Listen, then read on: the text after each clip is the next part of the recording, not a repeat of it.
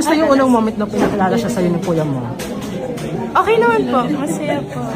Ako po masaya lang po talaga ako for them. So happy na he makes my brother happy. Tila nadulas ang bibig ng big winner ng PBB na si Lela Ford matapos sabihin ang relasyon ng kuya niyang si Daniel Padilla sa kapamilya actress na si Kyla Estrada. Nangyari ito kamakailan lang nang interviewin si Lela sa press conference nilang mga PBB housemates. Isa sa mga naisingit na tanong sa kanya ay kung kamusta ang unang pagkakataon na ipinakilala ni Daniel si Kyla sa kanya. Sagot ni Lela, masaya siya para sa kanila dahil pinapasaya ng nasabing aktres ang kuya niya. Dagdag pa niya, pagkatapos ng big night ng PBB ay nagkita sila at pumunta sila Kyla sa bahay nila na nagpapakita kung gaano na sila ka-close sa isa't isa. Panoorin ang video. Kay, sobrang grabe. She's a role model. She's someone na I really look up to.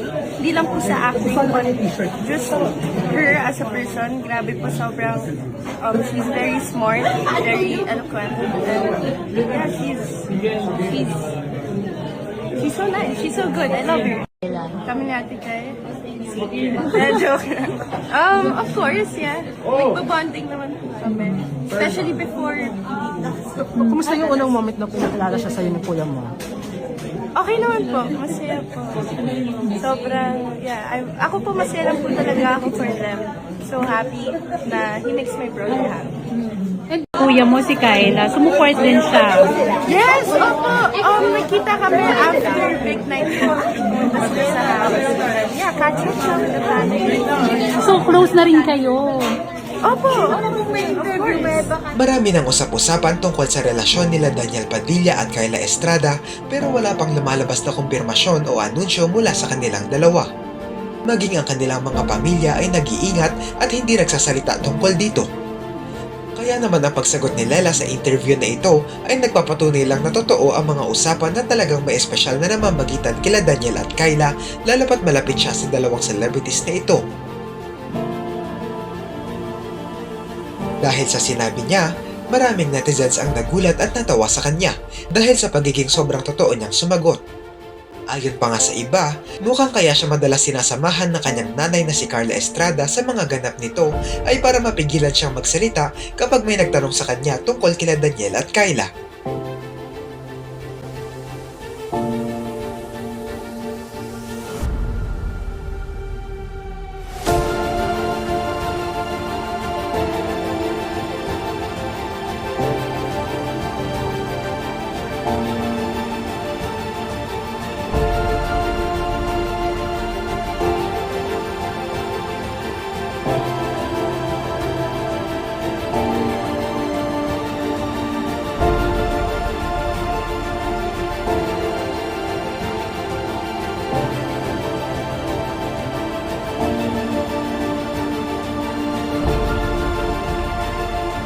Ano ang masasabi niyo rito?